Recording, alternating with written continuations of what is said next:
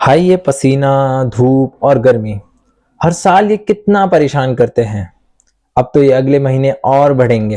क्या आप भी ऐसे हीट वेव से परेशान हैं? अगर हाँ, तो आज की इस वीडियो को एंड तक जरूर देखिए।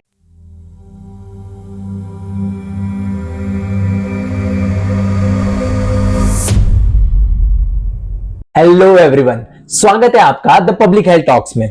आज की इस वीडियो में हम जानेंगे हीट वेव्स के बारे में कि ये क्या है, कैसे होता है, हमें कैसे अफेक्ट करता है और सबसे जरूरी कि हम इससे कैसे बच सकते हैं। तो चलिए शुरू करते हैं। तो पहले समझते हैं कि हीट वेव्स होते क्या है। ये कोई नॉर्मल गर्मी नहीं बल्कि दिनों तक चलने वाली एक्सट्रीम हीट है। आईएमडी के अकॉर्डिंग जब प्लेन एरियाज में टेम्परेचर 40 डिग्री से और हिली एरियाज में 30 डिग्री से ज्यादा होता है, या किसी भी एरियाज में नॉर्मल टेम्परेचर से 4.5 से 6.5 डिग्री सेल्सियस ज्यादा टेम्परेचर होता है, तब उसे हीट वेव्स कहा जाता है। लेकिन ये आता क्यों है? इसका सबसे बड़ा रीजन है ग्लोबल वार्मिंग।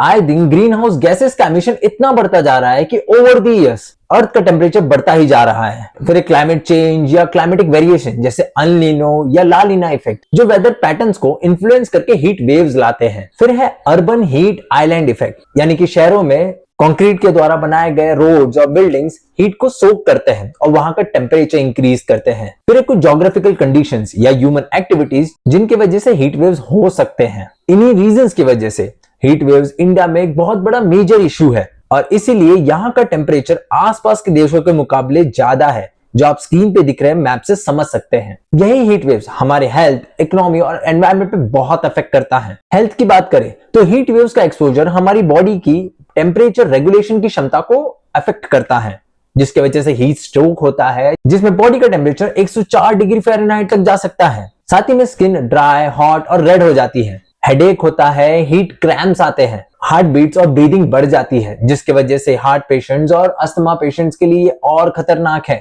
यही हीट वेव्स हमारी मेंटल हेल्थ को बहुत अफेक्ट करते हैं। दिमाग कंफ्यूज हो जाता है और अगर टाइम पे इलाज ना मिले तो डेथ तक हो सकती है। इवन WHO के अकॉर्डिंग 2000 से लेके 2019 तक ग्लोबली हर साल 4,89,000 डेथ्स हीट के कारण होते हैं। और यही heat waves economically productivity loss करते हैं, एग्रीकल्चरल आउटपुट और एनिमल्स की प्रोडक्टिविटी को कम करते हैं। साथ ही में हेल्थ केयर सिस्टम्स को अफेक्ट करते हैं। हीट वेव्स के कारण ही ड्राफ्ट, वाइल्ड फायर और पोल्यूशन का खतरा और बढ़ जाता है। वैसे तो हीट वेव सभी को अफेक्ट करता है, बट कुछ वल्नरेबल ग्रुप्स है जिन्हें बहुत ज्यादा अफेक्ट करता है, जिसमें सबसे पहले है सीनियर सिटीजन्स और बच्चे, जिनकी बॉडी ऐसे एक्सट्रीम हीट को हैंडल नहीं कर पाती है। फिर है लो इनकम कम्युनिटीज, जिनके पास जरूरत के साधन नहीं होते हैं।